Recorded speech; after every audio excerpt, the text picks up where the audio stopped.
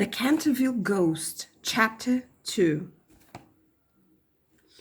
The storm raged fiercely all that night, but nothing of particular note occurred.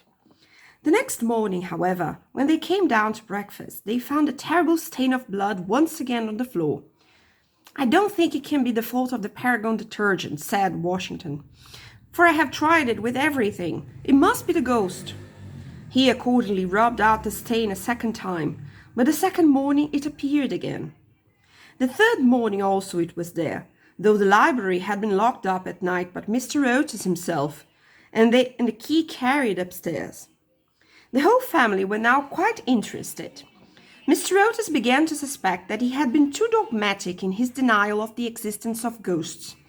Mrs. Otis expressed her intention of joining the Psychical Society, and Washington prepared a long letter to Mrs. Myers and Podmore on the subject of the permanence of sanguineous stains when connected with crime. That night, all doubts about the objective existence of phantasmata were removed forever. The day had been warm and sunny, and in the cool of the evening, the whole family went out for a drive.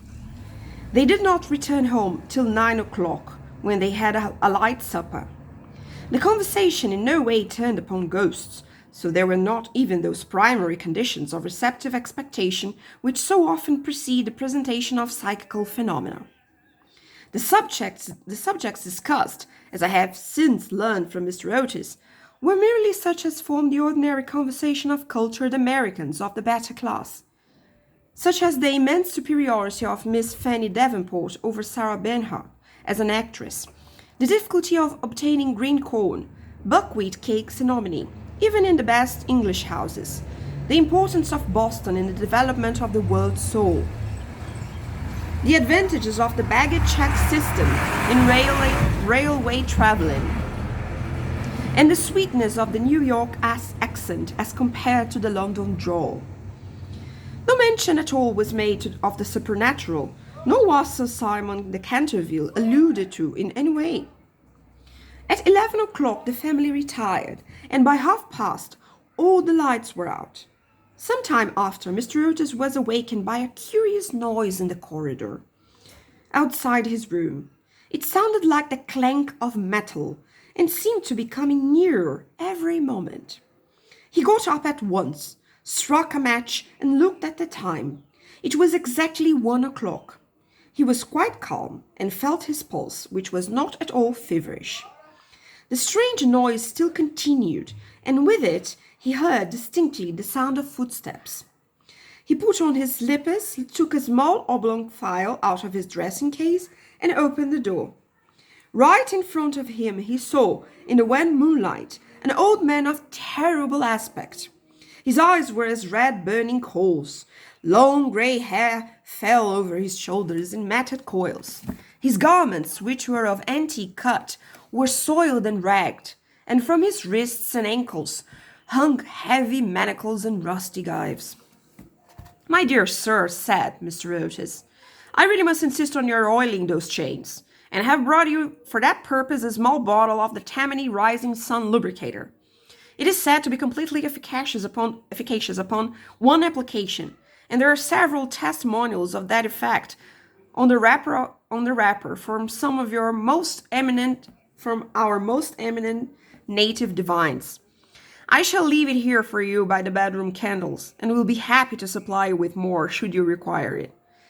With these words, the United States minister laid the bottle down on a marble table, and closing his door, retired to rest. For a moment, the Canterville ghost stood quite motionless in natural indignation. Then, dashing the bottle violently upon the polished floor, he fled down the corridor, uttering hollow groans and emitting a ghastly green light. Just, however, as he reached the top of the great oak staircase, a door was flung open, 2 little white-robed figures appeared, and a large pillow whizzed past his head. There was evidently no time to be lost, so hastily adopting the 4th dimension of space as a means of escape, he vanished through the wainscoting, and the house became quite quiet. On reaching a small secret chamber in the left wing, he leaned up against a moonbeam to recover his breath, and began to try and realize his position.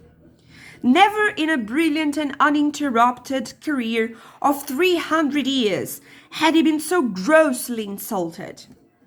He thought of the Dowager Duchess, whom he had frightened into a fit as she stood before the glass in her lace and diamonds, of the former housemaids who had gone off into hysterics when he merely grinned at them through the curtains of one of the spare bedrooms, of the rector of the parish whose candle he had blown out as he was coming late one night from the library, and who had been under the care of Sir William Gull ever since, a perfect martyr to nervous disorders, and of old Madame de Tremouillac, who, having wakened up one morning early and seen a skeleton seated in an armchair by the fire reading her diary, had been confined to her bed for 6 weeks with an attack of brain fever, and on her recovery had become reconciled with the church and broken off her connection with that notorious skeptic, Monsieur de Voltaire.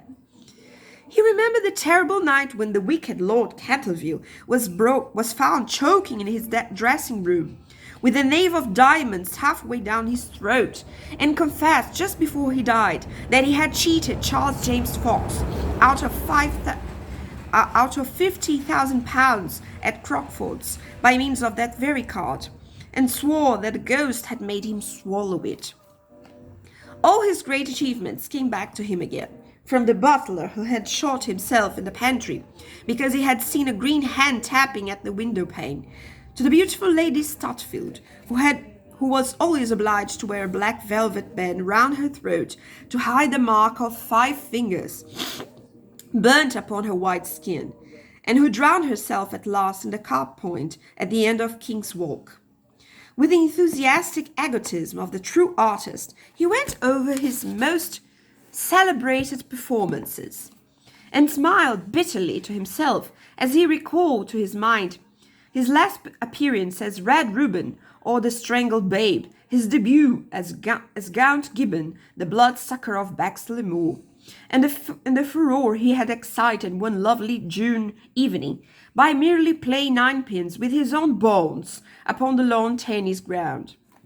And after all this, some wretched modern Americans were to come and offer him the rising sun lubricator and throw pillows at his head.